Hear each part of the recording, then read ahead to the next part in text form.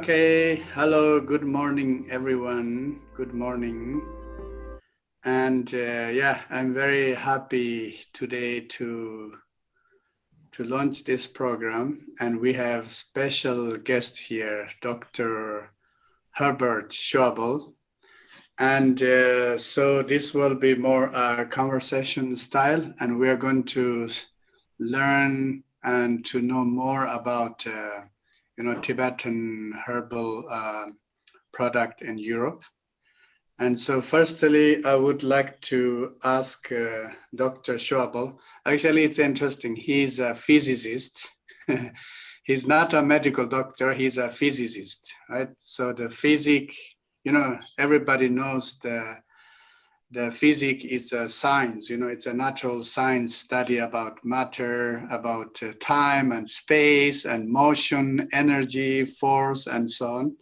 So he's a highly qualified physicist. And can you tell us a little bit more about yourself? So as a physicist, and what is your background, and how come you are involved in the Tibetan medical field, or in the production of Tibetan medicine? Hello, everybody. Thank you, Dr. Nida, for introduction and inviting me here. Yeah, myself, I'm an Austrian citizen, so I was born in Vienna, Austria, in this beautiful city. And my first contact with Tibet actually was as any young boy in the age of 10. I read the book of Heinrich Harrer, 7 Years in Tibet. So I came very close into a very emotional contact with Tibet by this story. And later on, as you mentioned, I studied physics. And physics, not because I'm so much interested in the matter, in the stars, in the atoms, but because I wanted to discover the secret of life, actually. That was my motivation. What is life? This is a very prominent physics question. So you want to know more scientifically? Scientifically, yes. Yeah. And I soon discovered, and then I studied also quantum physics, and I still work scientifically in quantum physics. And maybe Laura, you could show the first picture for some time.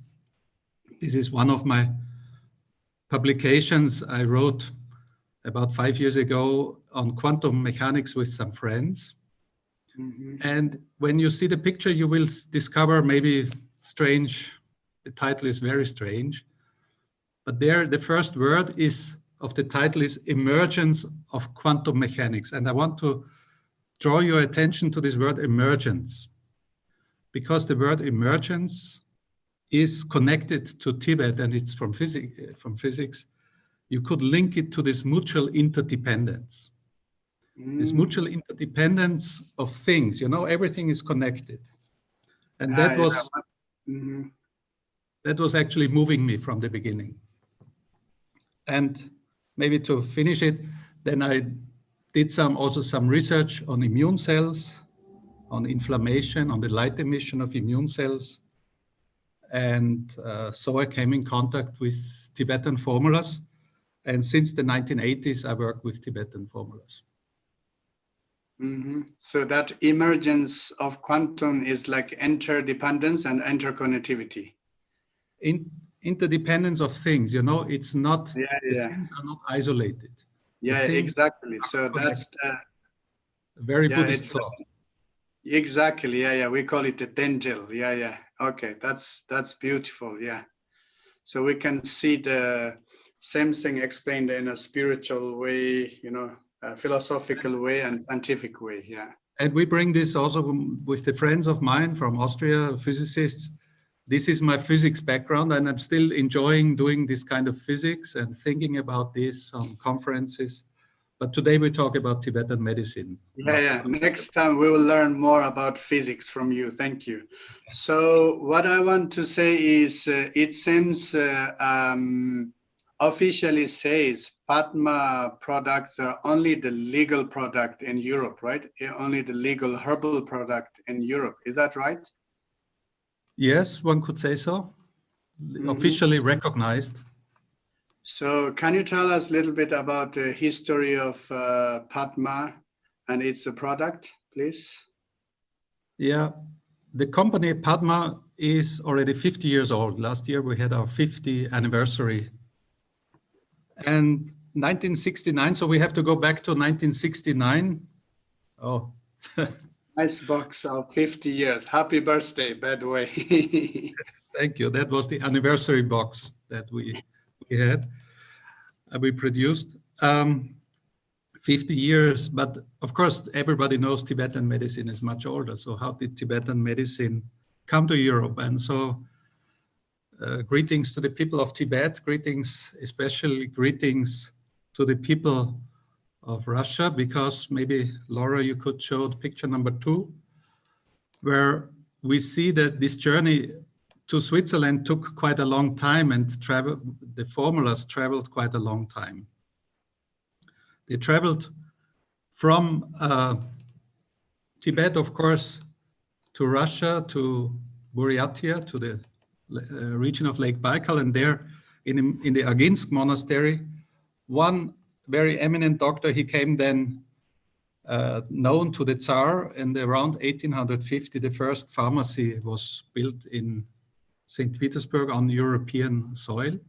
So this was actually the beginning, and we trace back to this tradition, which then moves on to Poland in the 1920s. And during the communist time, it came then in the 1960s to Zurich. And that was the start of the company Padma. So this is actually the lineage we have. And on the next picture, we see this doctor in St. Petersburg, Pyotr Babayev. He studied in the Aginsk monastery. And actually the first formulas, and Dr. Nida showed already the most important formula of us, the Padma 28, it came from this Aginsky Shor, from this formula book out of this monastery. But the first formula that we had was not this one, the first formula, and that would be the next picture. There you see also the development over the years. This is the Padma Lux, actually a Shiche formula. Shiche 6. Shiche 6, it's an extended Shiche version. It's also a Shiche 15, one could say. Okay. And this was the first formula they produced. At that time, you see on the left, this one of the first boxes from that time, big tablets, close to Rilbus. And now, during the time this product evolved, it was 1972 that this formula was registered in Switzerland as a medicine, and it is still today. At that time, the authorities did not know what they are actually agreeing to. That was so new, and nobody really understood what they were. But the Swiss authorities said, okay, we register it as a medicine. As a medicine already? Yes, 1970. And it was the first, I would say the first clinical study was done on this product and published in a Western journal in 1970. So this was actually the beginning of research with Tibetan medicine, and also publication in a normal Western medical journal on research on Tibetan medicine. So this came all out of this. Today we have about 10 different products, but we talk maybe about this later. Yeah, that's very interesting, because Padma Lux it was the first product, so Shiche Jonga or Shiche 15.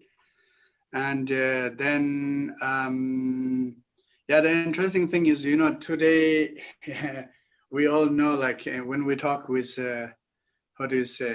Westerners or modern people, when we say it's a herbal product, their first question, is that work? Right? That's the main kind of question.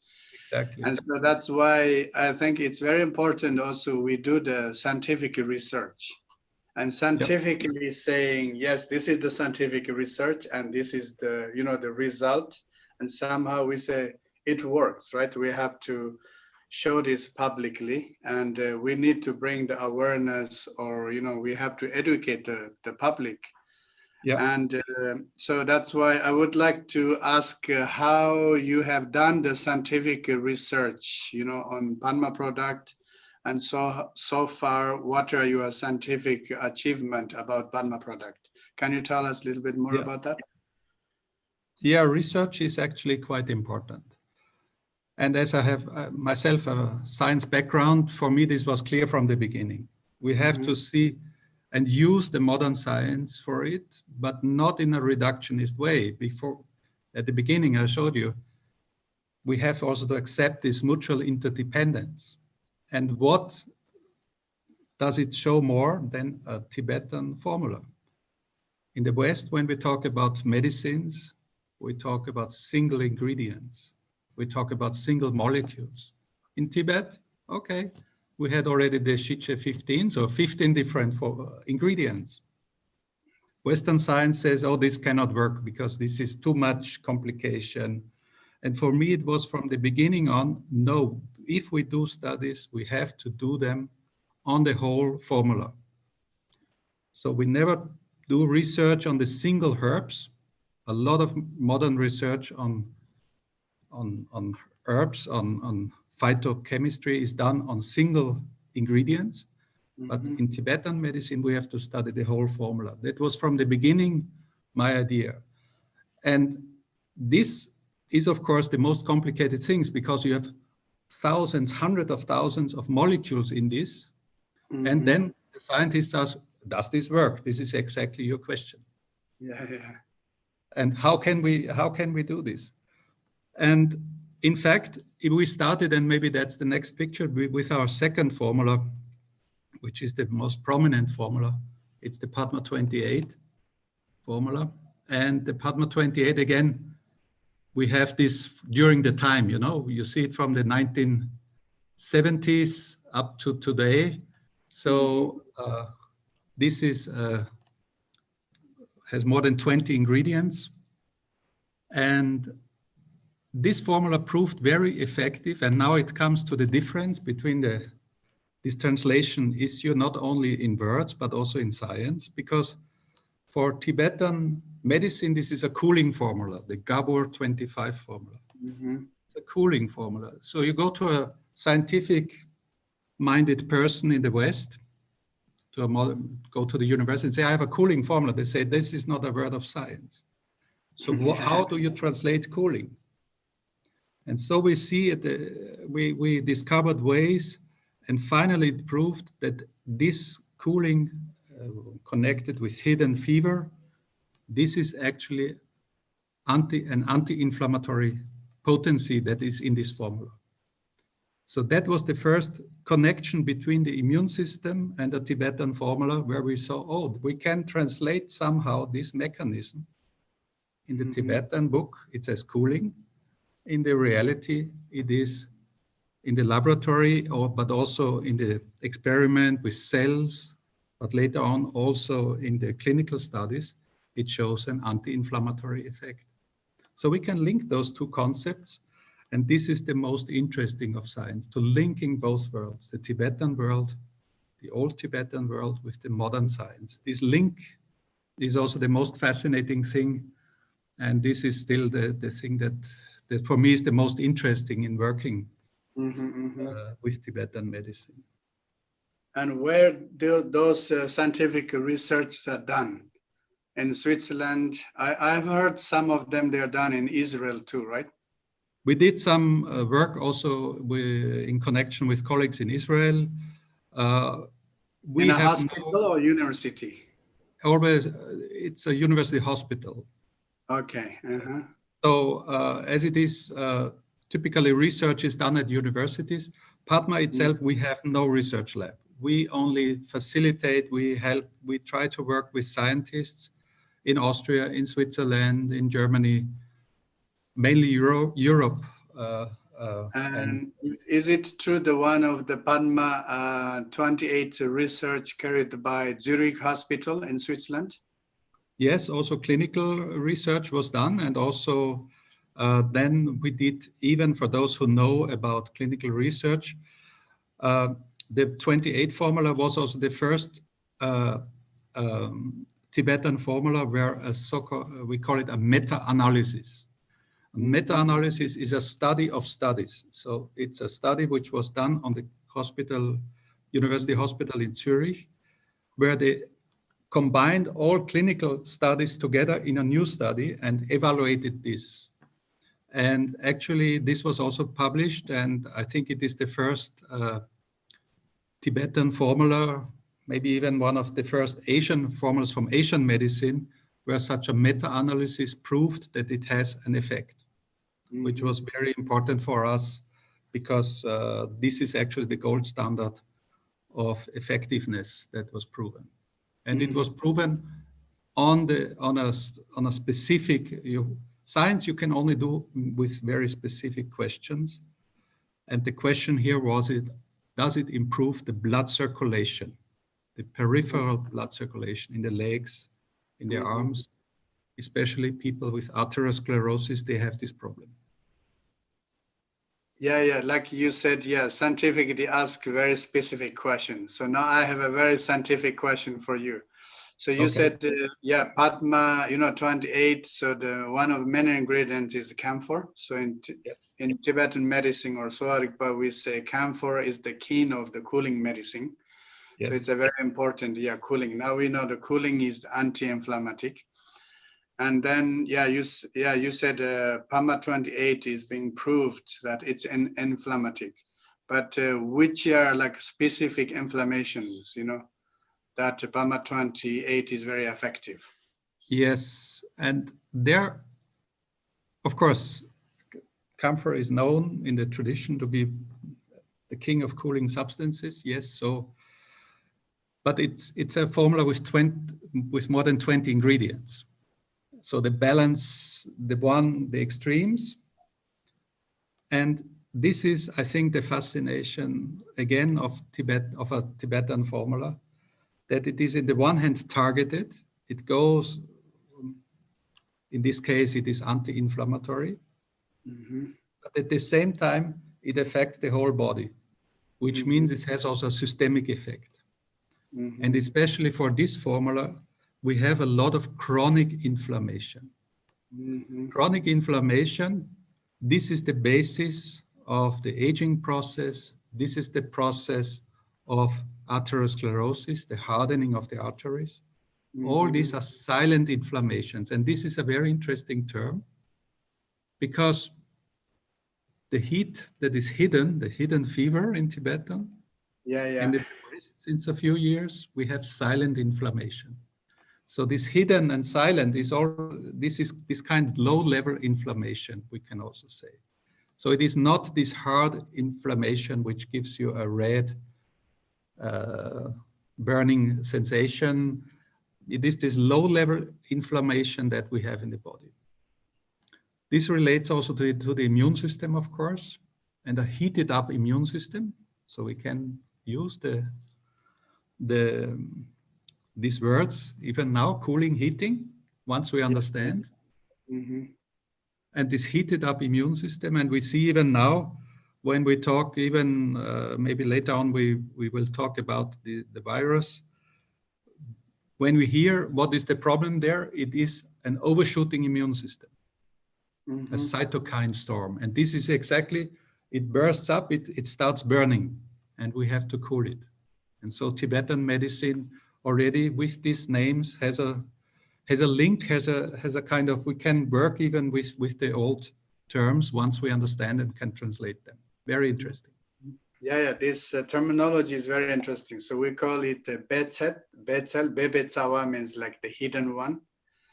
And then we have also Kapsal means repressed Tsawa. One is hidden, one is repressed. And you are saying the low-level inflammation and or the silent inflammation. That's very, how do you say, very interesting. It's very kind of similar, no, the way.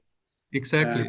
That was fascinating because at the beginning, everybody said, oh, we cannot use any of this language, Tibetan language. And suddenly we see, oh, there is a link to it. And this is the most interesting thing of science when you can build bridges. Yeah, exactly. So that's why we should not get lost with translations. I think sometimes, we have, how do you say, misunderstandings because we don't know how to translate, right? And it's difficult to translate. And that's why maybe scientific people, they think it's, we are talking something not scientific. Actually, the main issue is the communication and translation. Yeah.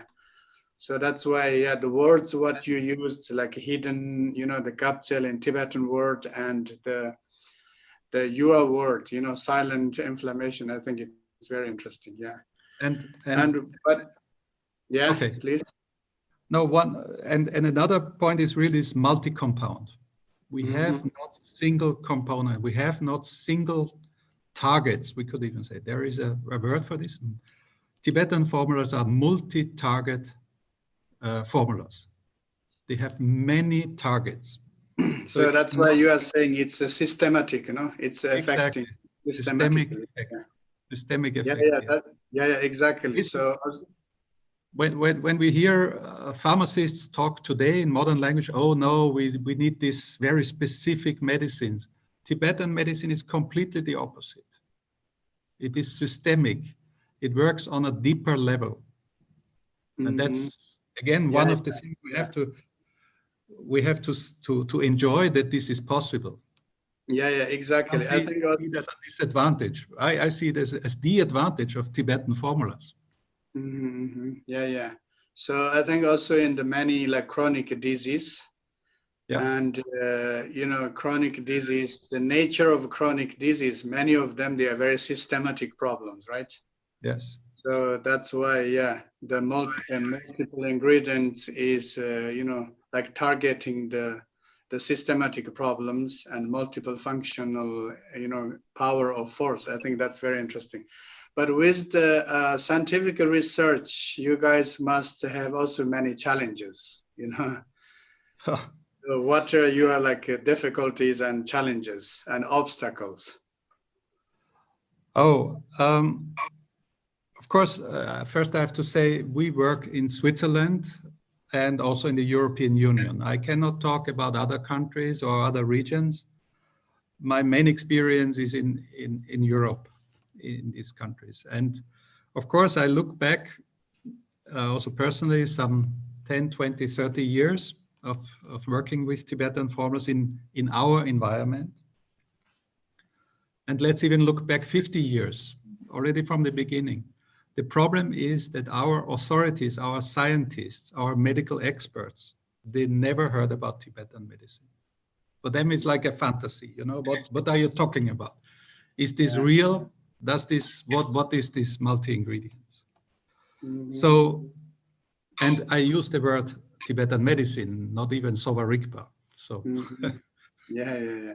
So I was already, I'm already making it very simple, linking it to the Tibetan tradition. Yeah. But they say in general, and we see it every day, that plant medicine is called alternative medicine. It's called complementary medicine. Very many ingredients, so we don't know what is happening there. So this leads to a lot of skepticism. And this skepticism, which is also a kind of a negative attitude, a lack of trust, that the trust is, there is no real belief that this is a useful thing, is really a problem with the authorities, with the legal system that we have, but not with the people. So this is the difficult thing. The people actually want natural medicine, but the authorities, legal authorities, the laws, the pharmaceutical inspectors, the medical experts, they actually say, oh, natural medicine is not so interesting, not so good. And this makes it then even more problematic when we talk about the ingredients of Tibetan formulas, because some of the ingredients are unknown. We have not heard them before in Europe. Maybe we heard now, after some years of working with Padma formulas, oh, we heard there is Aru Murobalan. Okay. But at the beginning, they said, what is this? So we had to educate them that there is also a possibility of safety, of trust, of good quality. So this teaching process took a long time. And in some countries, I can tell you, even in Europe, it's still a hard way to go, because they don't really value this kind of natural medicine. So that's for us a big, one of these challenge, difficulty at the beginning, yeah. Yeah. So yeah. I think the authorities and the legal illegal thing, it's a big issue. But I normally say it's kind of how do you say, the system is kind of strange, because like tobacco is legal, right? Everybody can smoke, and which has no any beneficial for our health. Even some people, they think, okay, if you smoke, it's like it's a stress releasing method. Actually, it scientifically is not true. It increases the stress, and it messes up our chemical structures and so on. But still, it's a legal thing. Everybody can buy it, and then it can cause cancer. It's up to you. It's a freedom and so on. But when we talk about herbal medicine, these are even not saying it doesn't work. Sometimes it's dangerous to take herbs, right?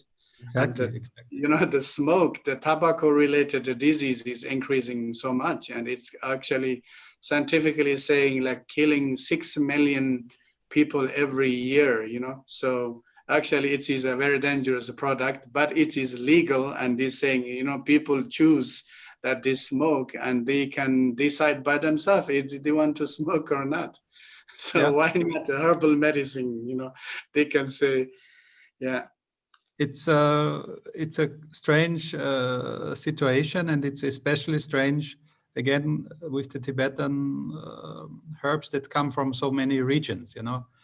Yeah. So in this point, I would like to ask you the question actually about ingredients, right? Because when we say illegal, there are some ingredients are illegal, this and that. This is very common in the Western countries. And so can you talk a little bit about ingredients? Because in Tibet, Tibetan medicine is so kind of popular, not only among Tibetans, and also, with Chinese and so many people, they really love Tibetan medicine. And of course, most of Tibetan herbal medicines are produced in Tibet, but the ingredients, I have heard, they are saying like more than 80% of ingredients are coming from mainland China or India, Nepal, in different places.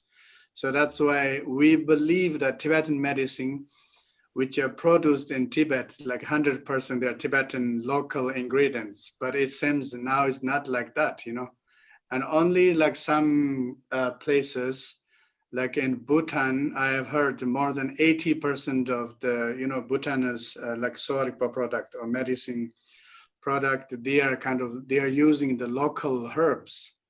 But so I'm interested about in your case, and where do you get ingredients, and how you make sure about the safety of your ingredients and all these things. It's a big question because, of course, Tibetan medicine, yes, uses, and everybody in Europe, if I talk to anybody and say I work with Tibetan farmers, they say, the herbs come from Tibet. Yeah, exactly. From the mountains up there. In reality, even in the old times, Tibet was connected with the Silk Road to east and west, north and south. So some of the spices like cardamom, nutmeg, they don't grow in Tibet. They come from, sukmel, tsati, they come from different regions in the south even, far away. And so it is, and I showed you at the beginning this journey of Tibetan medicine to Europe. And on this journey also the doctors picked up different plants also from Europe, from the European background. So Padma uses herbs from Asia, mainly from India, Nepal, and herbs from Europe. And as a third, these international herbs, which since about 500 years are dispersed all over the globe. So cardamom today, sukmel, you can buy from South America, you can buy it from India, you can, because the British, especially the British, they dispersed those herbs all over the world. So therefore, we have these different routes where we get the herbs. We have the different contacts, but for all of them, it's the same. They come to Switzerland, even if they are tested somewhere else, in India, in Europe, somewhere else, we test them again for pesticides, heavy metals, any adulterants that are there. Because today, herbs are really endangered. Not only endangered that they are difficult to grow, but the pickup, we want to use them for healing purposes. So we have to be sure that they are clean. Otherwise, we would use. And this is the most expensive part of the production, because we check every bag, every shipment that comes to us on these heavy metals and so on and so on. And this, we sometimes find really highly polluted samples, where those who grow it, they don't even know why they are polluted, why they are, maybe something went wrong during shipment, something went wrong during collection. And then we also do, of course, a botanical identification, that we know which herb is it that we use. Because sometimes things are mixed up, sometimes things are not identified right. So So you are really using like scientific methods to make sure the identification of the raw materials and the safety. Yes. And I think that's very interesting. Yeah, I saw one an Italian TV about food, imported food. So in this documentary is saying, like now, like in Italy, it's a very famous place. Actually, one of the most famous country in the world about food. But when we talk about many foods is not from local, mostly like imported, including tomatoes. And that research saying all these imported ones are very dangerous. But the problem is like every day they are importing, big quantities. Probably there's not enough time to control all of them. And at the end, this documentary is saying like imported foods are poisons. We have to really be careful. And that's why they're talking more about, how to use the local and seasonal food and so on. And and the other thing that we are doing, and maybe this is also forgotten today, usually when you buy herbal products on whatever you see on the internet or in pharmacies, in shops today, they talk about herbs, but in reality, they use concentrates or extracts. And we still don't use extracts. We use the real herb as a powder. And it's very sad to see that especially in Europe, but also now starting in India, in China, everywhere, most companies only use extracts.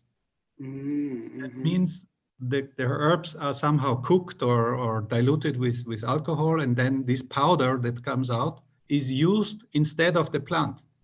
It's kind of processed. Processed, yes. We still use this raw. The root comes in, is then milled into a powder, and we use this powder without any processing, further processing, without any changing. So you see a lot of advertisement now about herbal products, super strength, 1,000 times more effective than the original plant, because these herbs are processed. And I think this is a very dangerous movement today, that we want only the more strength, the more it's not balanced, It goes into more. I think it's more effective the more you take, One day a pill, and then you have all the garlic for the day. Who would eat so much garlic in reality, So much curcuma in one in a day, Nobody would do it. But for herbal products, this becomes more fashionable.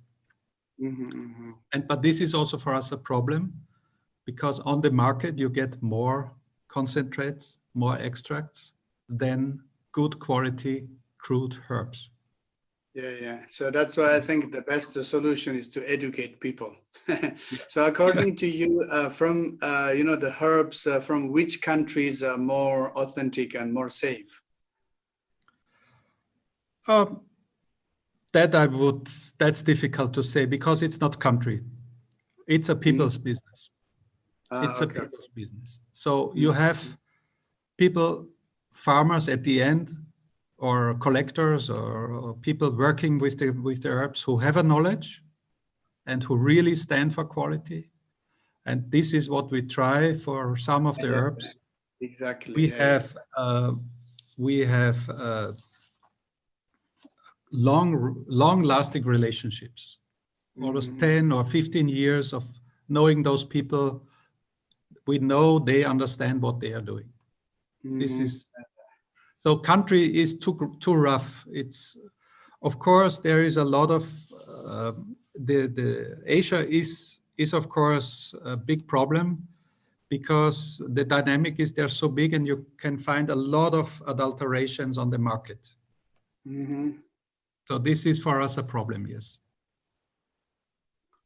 But you can only change this by checking things in the laboratory. And I wanted to say, that's also one saying among the Tibetan doctors, they can taste and smell the potency. Yeah. Which is true. But what you can almost not taste and smell is the adulteration. You cannot smell pesticides. You cannot taste. Unless we have dog noses. Yes, okay, maybe. Detecting dog noses. Maybe some very highly people are trained in meditation and so on. Yeah, that's true. But unfortunately, the normal people, it's better to check it by I explain it like this: it's a modern threat, a modern poison. So you have to use modern techniques to discover it. Yeah, exactly. So then in this case, another interesting question is, do you use any substitutions? Because in the Tibetan medicine, we talk about substitutions. When Tibetan medicine went to Mongolia, maybe Mongolians, they didn't find some ingredients, and then they call it a tsabmen. So tsabmen is, today we translate as substitutions. And how about in the case of Padma? Do you use any substitutions or? I really have to be very straight here from the beginning. I don't like the word substitution. Or the word, the translation of the word tsabmen. Because why? Of course, Tibetan medicine goes from north to south, even in the traditional area, from Siberia down to India via Tibet, from east to west. And there are different plants for the same Tibetan name in the different regions. This is very common to find. And this is a variety. So Tibetan medicine has a big advantage that it can use different substances for one formula. And especially in times of crisis, in times of ecological problems, this is a big advantage. So we at Padma, yes, we make use of this variety. We interpret the formulas according to the possibilities of our legal system, but also we want to avoid certain plants which are highly endangered.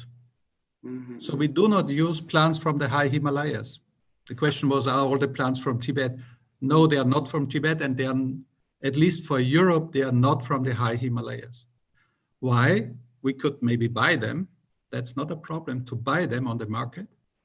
But for ecological reasons, it would be wrong to exploit this region further when there is a variety. And for me, this was so important. I even wrote an article on this. So Laura, maybe you can show this. I think it's this. About substitutions or virus. Yes. Because I say there is a big advantage. And I used the term botanical plasticity of Tibetan formulas. Okay. Plasticity means they are flexible. Yeah, exactly.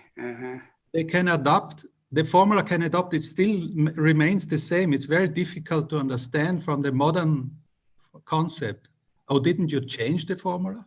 No, the formula, the concept of the formula remains the same, but we can adapt. And this is a very big advantage of Tibetan formulas.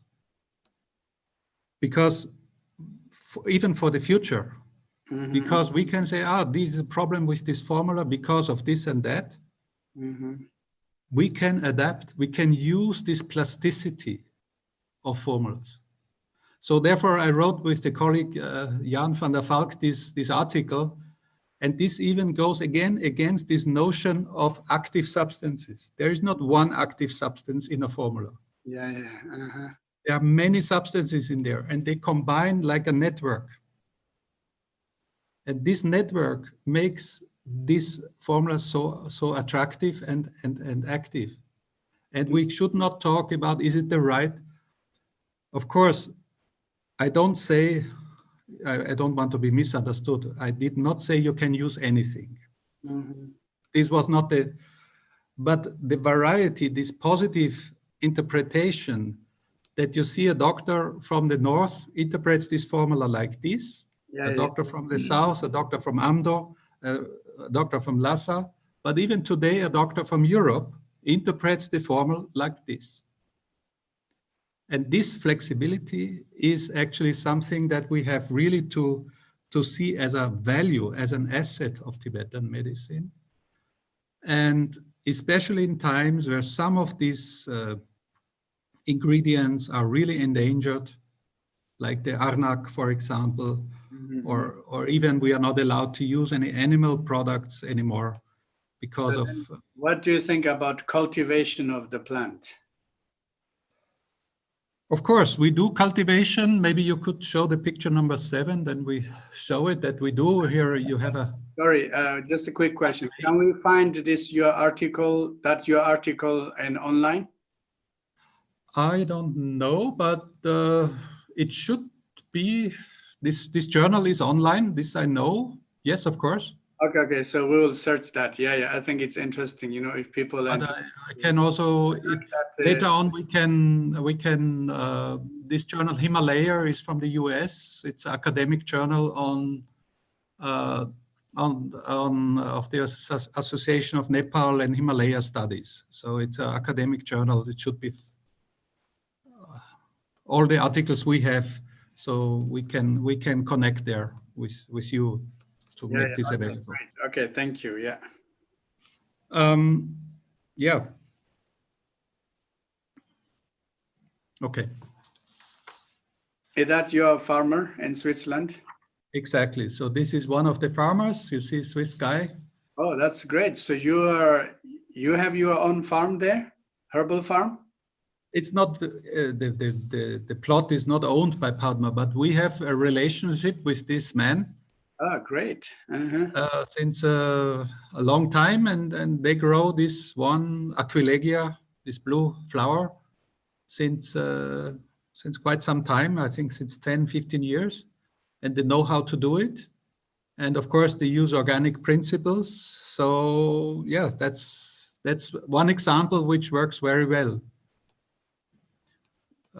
So it's we have this kind of growing, but you need, of course, professionals. He is a professional farmer for growing herbs. Wow. Where in Switzerland?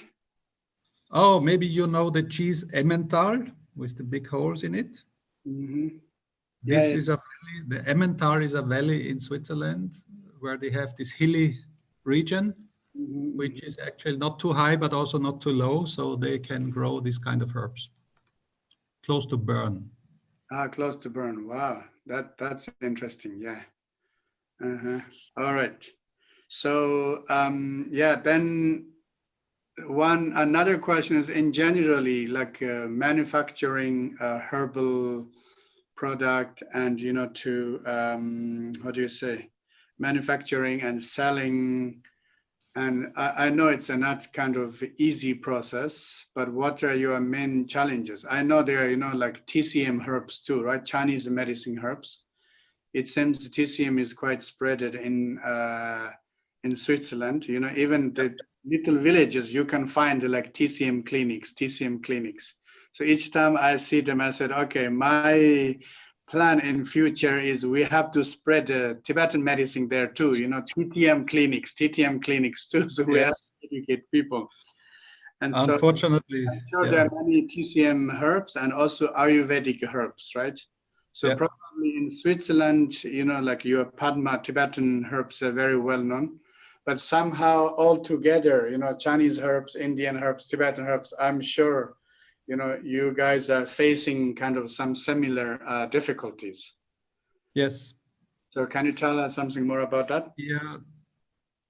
Unfortunately, this is true that we have challenges, and the challenges, the one you mentioned, of course, for Tibetan medicine specific, we don't have many Tibetan practitioners working with herbal formulas. So, but the good thing is, maybe I start also with a good thing is we worked now since 50 years in Switzerland, and finally, at least in Switzerland, we made it possible that also Tibetan medicine, Asian medicine and Tibetan medicine is included now in the law of medicines in Switzerland. So it's even mentioned there, which is that's a big success, I would say.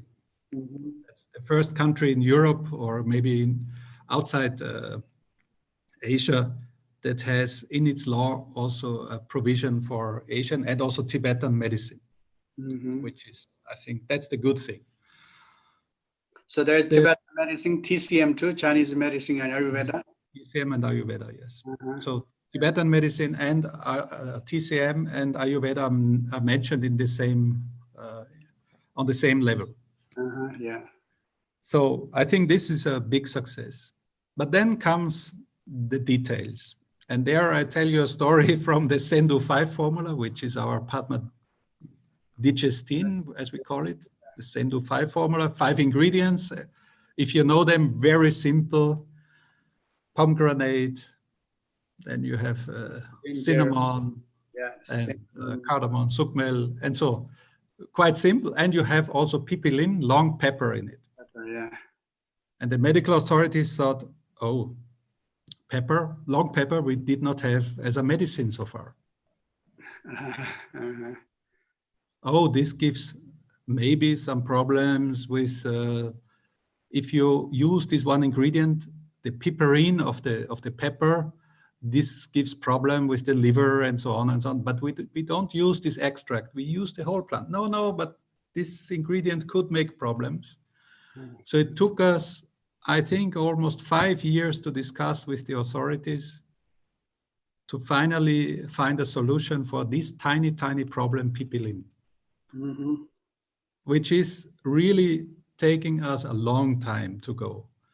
And this is just an example. So we are, at the moment, this is somehow this unfriendly situation from the authorities towards natural medicine, and especially also Tibetan medicine, is really, it slows us down quite a lot. And this is what personally is where I need to find more energy to really speed up the process wherever I can, because from country to country, we have the same questions coming again and coming again. Why is this safe? Can we do this? Can we do that? And this is definitely a problem that we see all over the world, at least in Europe, I can say so, that good quality products are really difficult to produce and maintain on the market. And we think we owe it to Tibetan medicine that we produce good quality products. It is not our idea to produce cheap products. Unfortunately, this has a consequence on the price, but also from the quality. We don't want Swiss quality, yes. We don't want to make compromise on this. Tibetan wisdom with Swiss quality. That sounds very good. I like it. Yeah. So, and I know that some of Padma medicines are, how do you say, recognized as official medicine or official drug, and others are used as food supplements. And can you Yes. tell us a little bit more about this? It seems, you know, like in the different countries, like in Italy, if you say food supplement, and then the process is much easier. But of course, if you have to register something like a new drug or medicine, you know, it has great cost, you know, money, effort, research, and so long process. But it seems some of the Padma medicines already registered like official medicine or official drug, right? Yes. So Europe, again, we have to talk about the situation more or less in Europe. It's somehow similar in the US, in Canada, Australia. In Europe, we have two categories of products. The one is medicine and the other is food supplement. Mm-hmm. Unfortunately, the countries are not in agreement about these categories. Mm-hmm. So each country, you think in Europe everything is regulated from Brussels. This is not regulated from Brussels. Mm-hmm. This is, every country has its own rules on this. That's an obstacle. Because what we do in Switzerland or in Austria or in Germany is not valid in Italy, Mm-hmm. is not valid in the UK. Mm-hmm. But It's also somehow Switzerland, you have many cantons. Every canton, they have their own even regulation. there, yeah. Switzerland is even more complicated because it has even very federal structure and special structure, and we have even cantons which can do their own medicines. So medicine is this long regulation process, and we have three medicines: the Padma 28, the Padma Lux, and the Padma Digestin as medicine in Switzerland. We have the 28 formula registered in Austria Mm-hmm. as medicine, and hopefully also in the future in Poland, where it came from. You have seen, actually, we have been in Poland So Padma already. 8 as a medicine. 28 as a medicine, yes. And what else? All the other formulas that are generally on the market are food supplements. I thought you said also the Senju 5 is as a... Is a medicine. Okay, so Padma 28, Senju 5, and those two? Padma Lux. Padma Lux. Okay, 3 of them as a registered like official medicine. Yeah, here you see a pharmacist, but I want to use this picture later, Dora. Okay, okay. And are there also like Chinese herbal medicines like... No, there's one Indian, I think, is registered. Yeah, okay. So in this case, is actually much better than TCM and Ayurveda in Switzerland. So Padma 28, not only, I think even in Europe, Mm-hmm. Padma 28 was the first medicine in Austria, in the first country in the European Union where Asian medicine was registered, and that was Padma 28. Wow, wow, that's great. So from this end, I think we did some pioneering work on this. Mm-hmm. We hope, of course, that we can copy this process again, which needs quite some energy and some time. And so we have, depending on what country you have, and I see already the questions, where do we get the products, and so it is really depending on from country to country. Mm-hmm. So that means we have to rely also today on the internet, on the connection of the web shop and about certain freedoms that are there that you can buy. But as a company, it is quite difficult to set up an official distribution in a country. Yeah. But the previous question, just I want to finish that part. So in order to make a traditional formula to register, to recognized as a, like a normal medicine or drug, so that takes lots of energy and scientific research and money and paper writing, right? Like, yes, it involved so many things, right? That's really like amazing, if you think that a 5-ingredient formula like the Sendo 5 to register, I think we prepared about, I would say, 5,000 pages of documents. 5,000 pages of documents. Yes. Yeah, exactly. Then lots and of. it was only 5 ingredients. Yeah. So if you would have 20 ingredients, we would end up with. So this is the normal process today of pharmaceutical development. And maybe I also want to mention, because sometimes I get the questions, pharmaceutical registration does not mean that we have a patent on the formula. It just means that we have a registration. We did the process of proving to the authorities, but we did not own this formula. So basically, it's free for everybody. Still, we are not saying, oh, it's owned by Padma.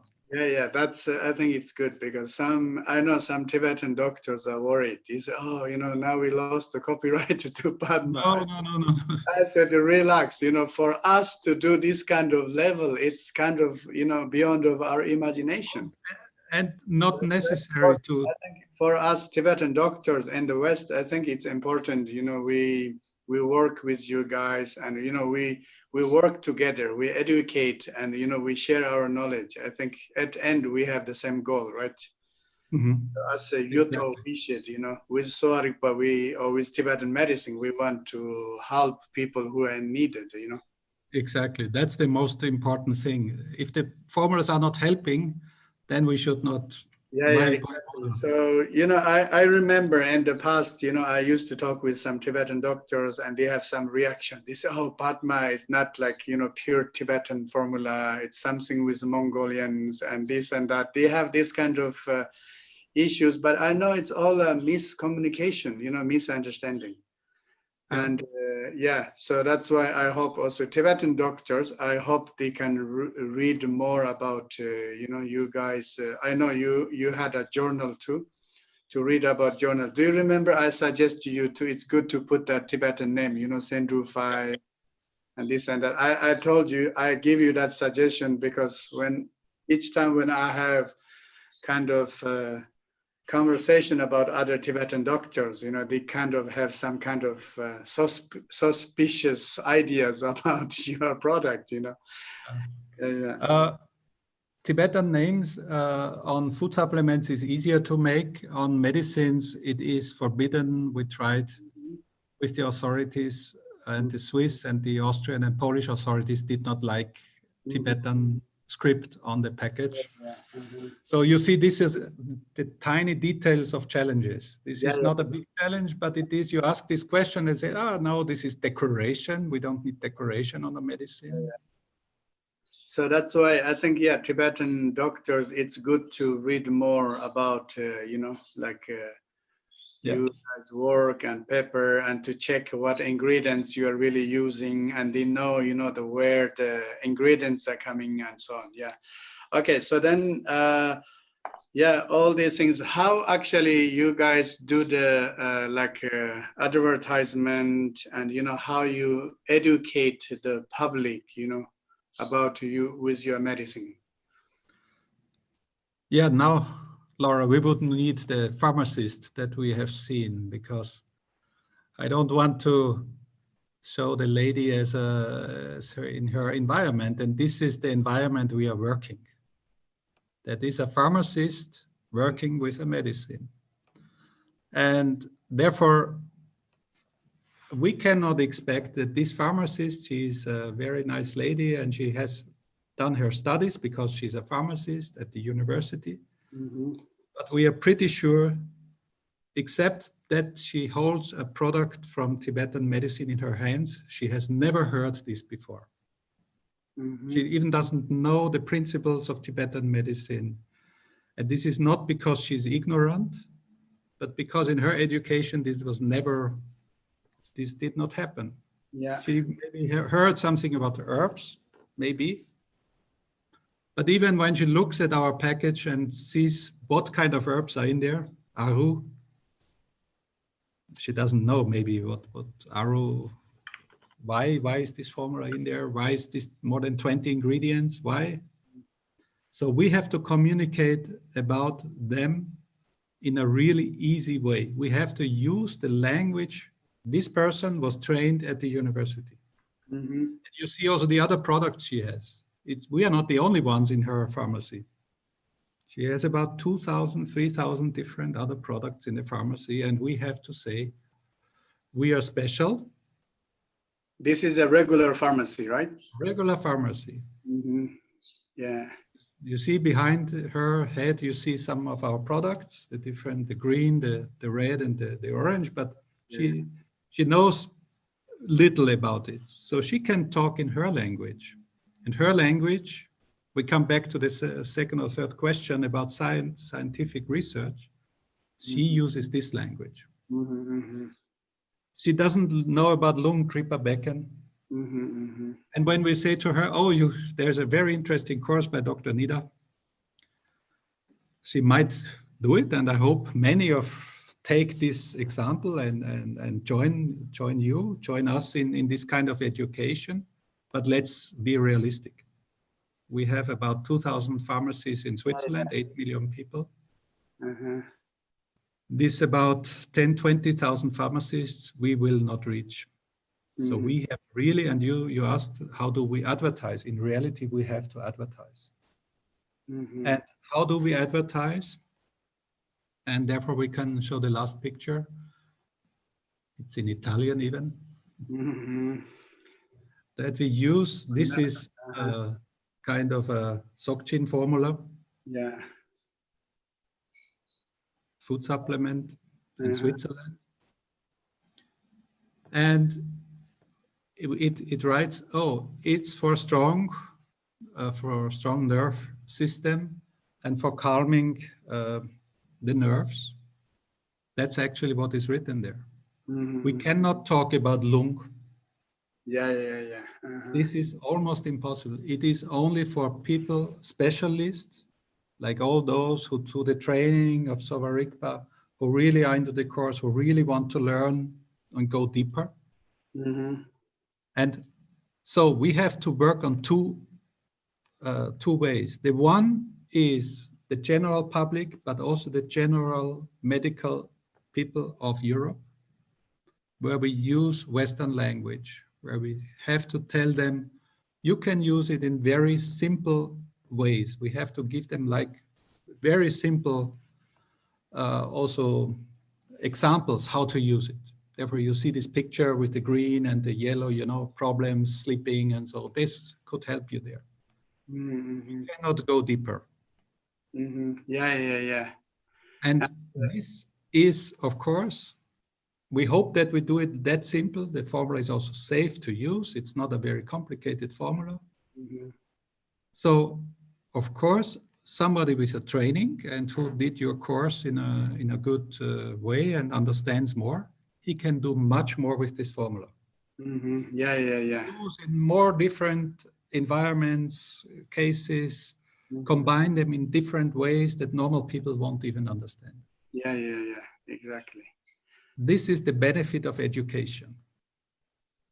But this is the job of Sky, this is the job of you, of those who teach Tibetan medicine and want to learn it. Mm-hmm. Our job is to make people interesting. Yeah. So coming back to this pharmacist, if she's interested and says, this is so good, it works, and I have time, I want to devote, I would be happy if she says, I want to go deeper. Mm-hmm. But I cannot expect this from her. Mm-hmm. And this is this kind of open communication that we have with the people here.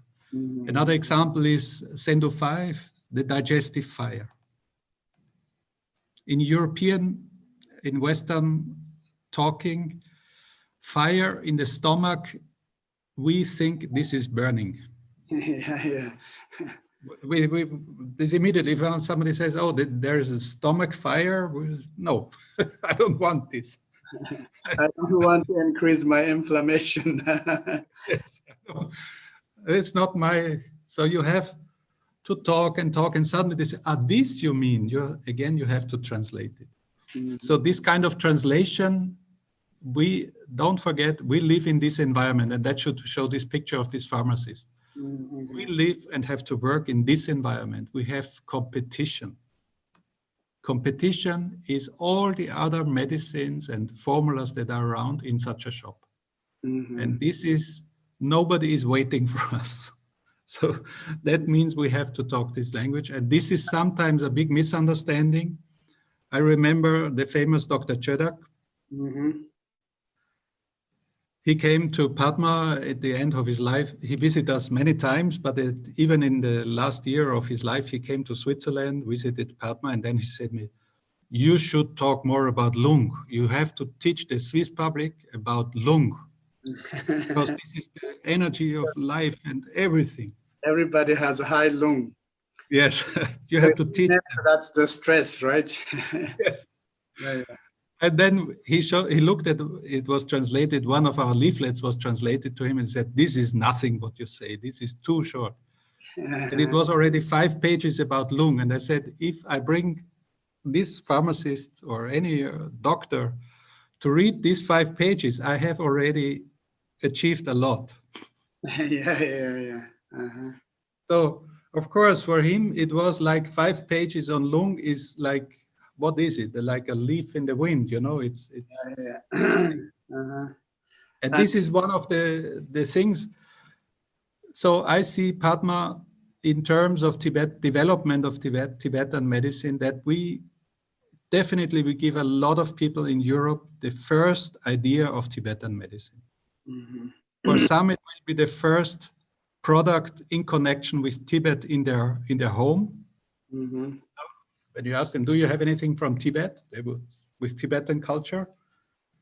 Maybe they say, I don't know. But when they have our product and it helps them, it gives them the first link to Tibet. And if we can use it more, then maybe it also, more people are interested. And at the same time, those who have more knowledge about Tibetan medicine in Europe, they can make much more.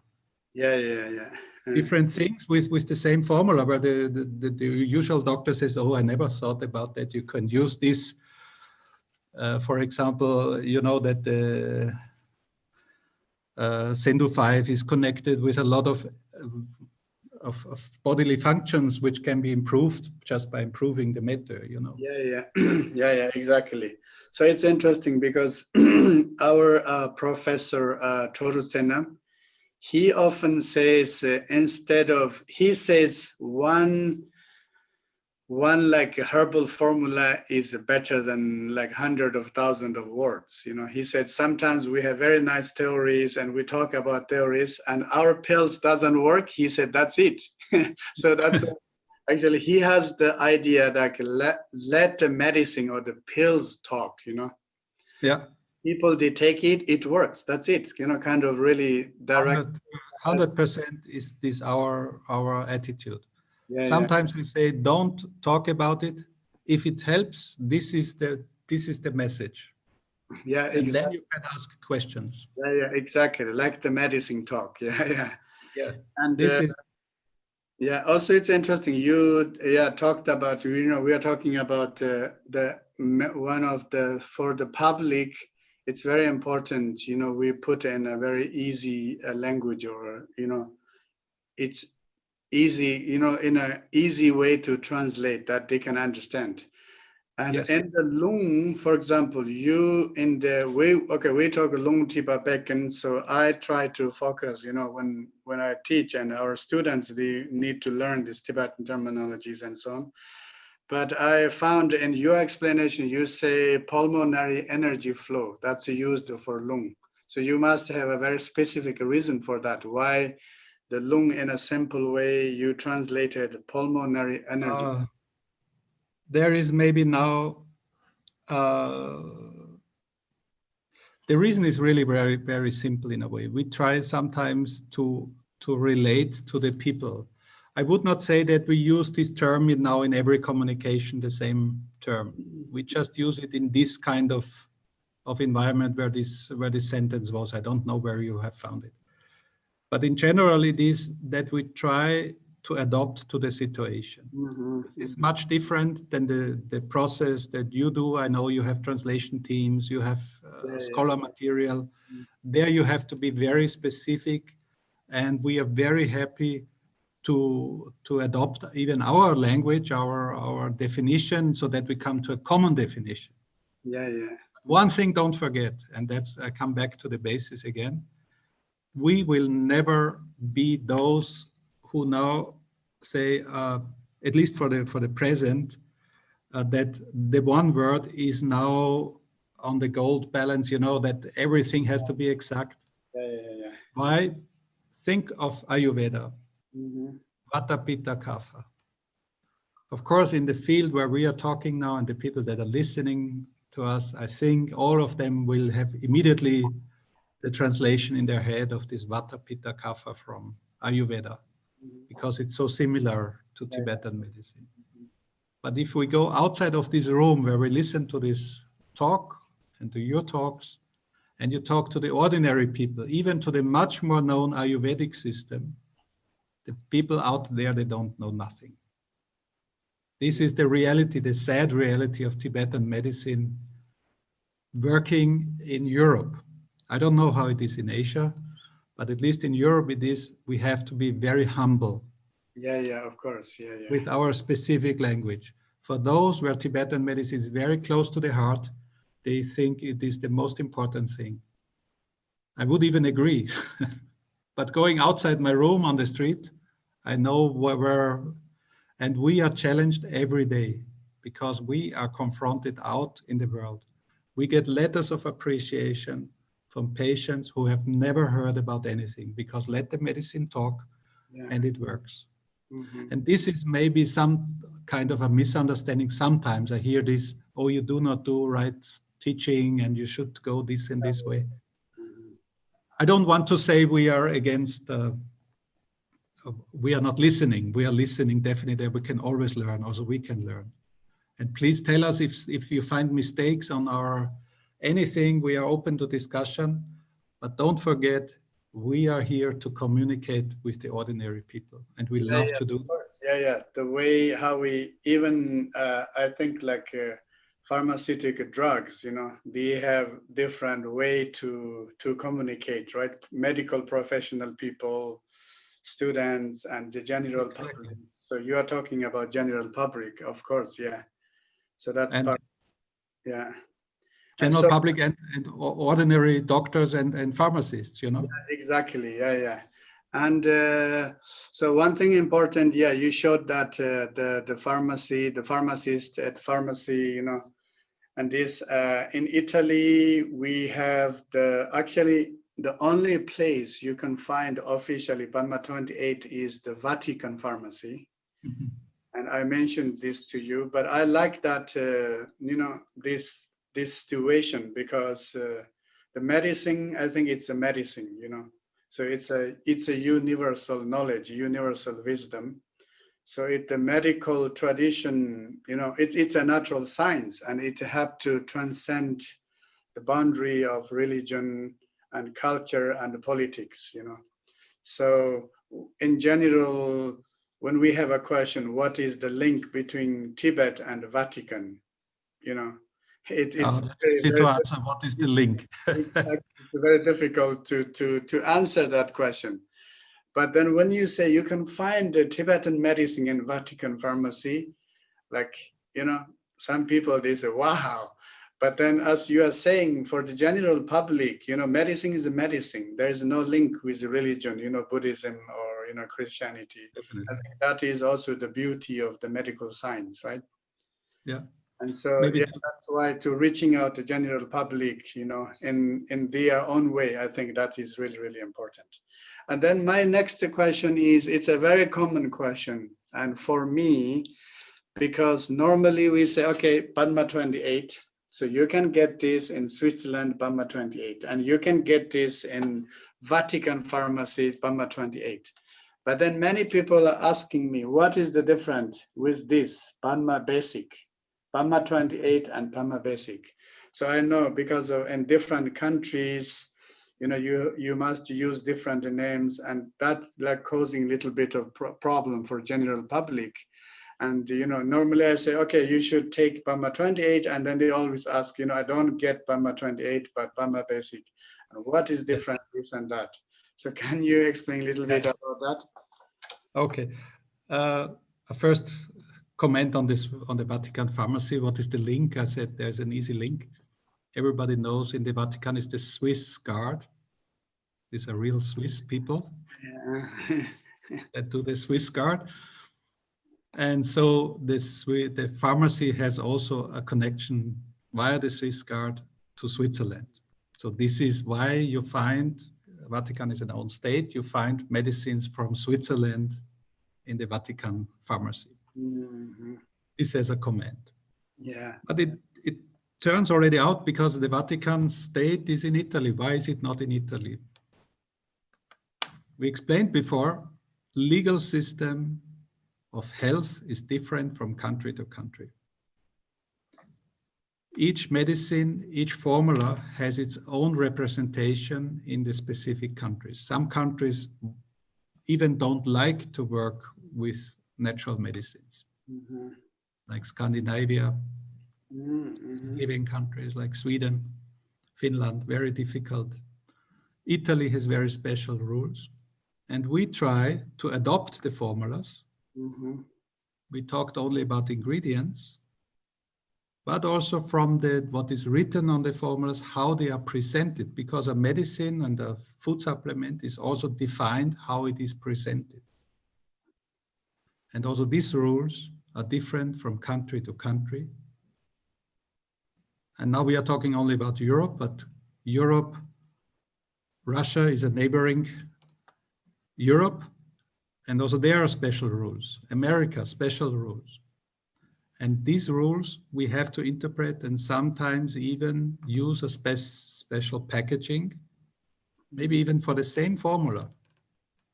But the description is different, a different name even, because the name is not allowed or the name is connected with a medicine and this is a food supplement. It has specific uses in each country. So you use that Padma Sarkosan, that's also Padma 28. Also Padma 28. So the easy way to connect the formulas from a Tibetan point of view, not from a Western point of view, from a Tibetan point of view, we try to have a consistent color code of the formulas. When you see this color, and mainly also the formula name could be different, could be very similar sometimes, but it basically the same color code. That means that's very interesting. You have the red digestin sendu 5. In the one country it is a medicine, and the other it's a food supplement. From country to country, and we have to adopt. We have to be flexible. We have to be flexible from the ingredients. We have to be flexible from the mind. We have to be flexible from the packaging. Yeah, exactly. The situation we are in, this is how the law is. Each country has its own laws and we respect this. And as we respect this, we have to have different exactly. Because let's say the Tibetan formulas is like now globally marketed, so the more countries involved. More countries, but it's a long step to global, but but definitely, and this is a very important for us learning. It was a learning because at the beginning we did not believe this, the variety of legislations of rules. So we live as people together, and as people we can meet and talk via Zoom nowadays in these times, or maybe in the future we can meet again. We are the same people, but the legal system is according to the country. And this is, of course, for people who are outside this, they don't understand these legal challenges we have. And it's not only Padma has them. Every company, every pharmaceutical food supplement company has those problems. But we have very complicated formulas, which are very specific, very distinct and other than the normal. So what do you think about the future of herbal medicine in the West? On the one hand, we have a big obligation, not only Tibetan medicine in general, working with herbal formulas. Everybody is now talking about sustainability, to live in a fossil-free world. The environment, you know, the dependence on oil, on all this plastic, and oil, which ingredient is the most natural? It's herbs. So actually, we all as a society, if we take this serious, we have to work how to improve herbal medicine, herbal formulas in the use, you know, and use them. But at the same time, I think as long as we want the plants to behave like chemicals, you know, that they are stable and not changing according to the seasons and so on, then we will run into problems also of sustainability. Do we have these plants anymore? And so actually the future of Tibetan medicine, on one hand, I think it has one of the most important contributions. This is this plasticity, this flexibility, this multi-ingredient, this multi-target approach, this systemic thinking, this mutual interdependence that's number one for me. We need this even for survival. Yeah, but what do you think, for example, what do you think about farming, you know? Farming? Yeah, like farming herbs.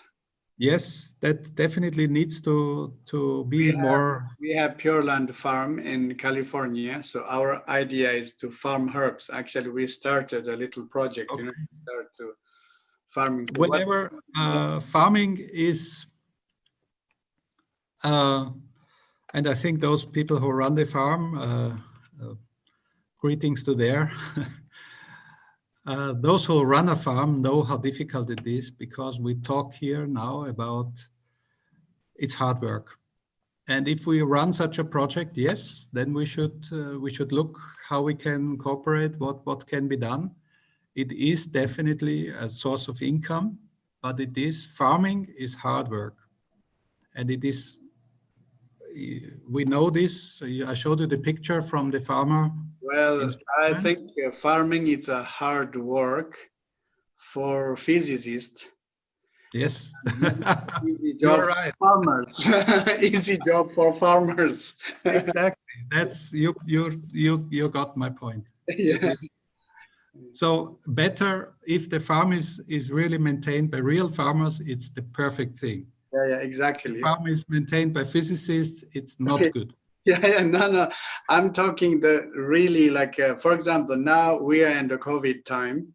Yeah. What happened is, like in Italy, and there are many young people now, they don't want to stay in the cities, you know, they want to move out, you know. Yeah. With their parents, they have a little farm, you know, in the village house, and kind of like this work is picking up, you know. Yeah. And in generally, I think the farming thing, you know, everybody's talking about organic food, you know, this and that.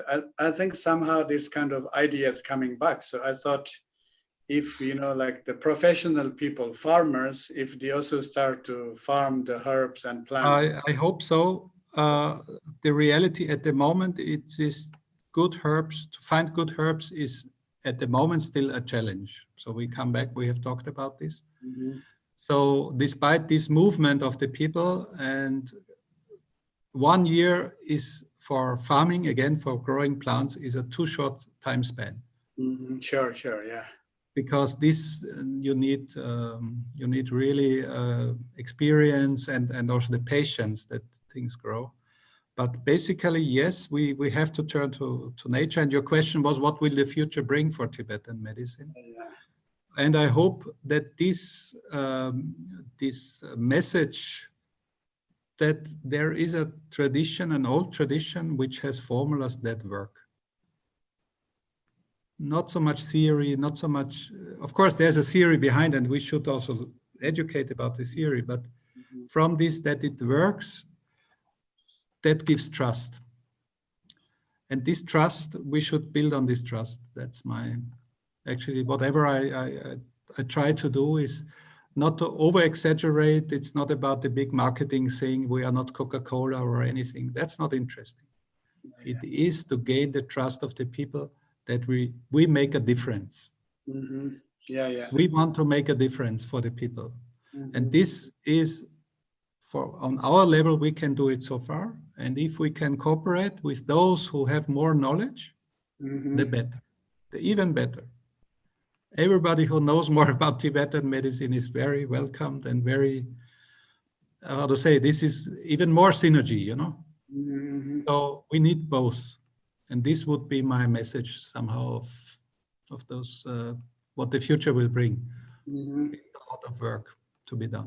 Okay, thank you. So there are some questions. One is, actually somebody want to know the difference between Panma Basic and Panma 28.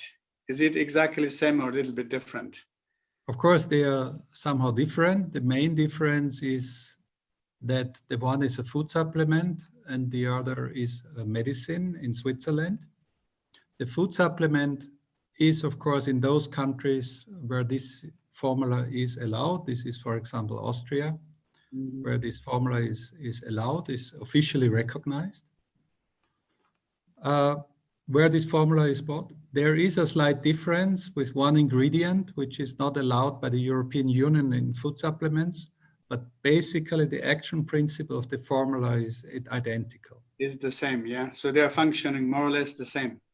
Yes, from the Tibetan point of view, they are the same. Yeah, and from legal point of view, they are not the same. Yeah, next one, somebody is asking, is that work rheumatology? Yeah, diseases. Rheumatoid arthritis. Panma 28, is it working or helping, supporting? This cooling principle, of course, is connected with such a disease. There would be other formulas which are more interesting. Letre 5, for example. That is also a formula that we have, which is called the Roitonin or Movitip. It has different names. It's a blue formula, a blue box. So that you're saying that's better for? I would say this could be tried. Okay. In this connection, yes. And next question is in the UK. UK is a difficult question because we don't know under which legal system the UK will be from the beginning of 1st of January. Is there a Brexit and what does it mean? Basically, you can order at the moment still in Germany from our web store. I think that's a general possibility, or soon also in Austria we will have a web store which ships at least in the European Union. But on the market, we stopped working with the UK at the moment because nobody knows how the legal system coming from Europe will be with. So you see how politics plays into Tibetan medicine. You know? Yeah, exactly. Yeah. That's unfortunately each country has these questions, and we have to be very flexible, as Gedla said about Vatican pharmacy. It's also. So if they want to have more information, the mother homepage is padma.ch, right? Padma.ch, we are a Swiss company. Yeah. Padma.com relates also to us. Okay, so padma.com and padma.ch. Yes, this is. Okay. Yeah, Laura, can you send these two links and then everybody want to know directly? And there you have also the possibility. I know today you can buy some of Padma product on Amazon online, but yes. Let's say in Europe there's no fake product, right? They're all original your product. I hope so. At least to my knowledge, there is no fake product. Okay. Yeah, I think that's important. Okay, then our last word is about COVID-19. So now we are in the COVID-19 time. And when it was started, I wrote a short post. I was saying, oh, maybe Chunga, the 5 Garuda. the Padma flu. How do you call it? Your Padma? Flu formula. Yeah, flu formula, Padma flu formula. I suggest that and try to use that. And then the people said it's difficult to get these things. It's only in Switzerland available in one canton. You have to ask a specific pharmacy. But if you live outside Switzerland, it's very difficult because of the custom. It's Appenzell, right? Appenzell, yes. Canton. Okay. So yeah, in our next meeting, actually, we are going to discuss about, Sowa Rigpa's impact on coronavirus. So we say coronavirus, special challenges, special solutions. So we are going to do this talk on the 4th of December. Yeah. And so please join us again, and you guys can join, and you can also tell your friends. And so, we are really in a special time, 2020, but now we are seeing the light, end of the dark tunnel. So yes. Essentially the vaccines are coming out and these things, but I think it's very interesting to talk about, the perspective of Tibetan medicine about coronavirus. And so please join us. And so our special guest will be Dr. Schawbl again. He's the CEO of Padma Company. And hopefully everybody, received proper information about Padma product. I know many of our students, they know I often talk about Padma. I often say, I don't work for them. I'm not making publicity, but I'm, let's say, I'm a doctor of Sowa Rigpa, Tibetan medicine, and I like to take Padma product too, So yeah. I'm taking Padma 28, and I'm not sick, but I take this for rejuvenation. Okay, so any last words from Dr. Schawbl? Oh, thank you very much. Thank you much, Genla, about that we had this chance to talk. Thank you also to you out there. I really appreciate your work, your interest in Tibetan medicine, and I know it's a lot of study that has to be done, and it's so important for us all that we spread the knowledge and we trust the medicine.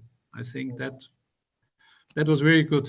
Nice talking to you. Work together and moving forward together, yeah. And I hope also in our other talks we can maybe specialize on the talk, like let's say Padma 28, Definitely. And definitely. I know you guys did lots of scientific research, and we can talk a lot about this. Yeah, probably. Yeah. If you have time, I would like to invite you for more topics. Yeah. Yes, we can do. And thanks for Laura. Thanks for the translation team. Yeah. I did not hear you, but I think good job. Thank you. Yeah. Yeah. Thank you.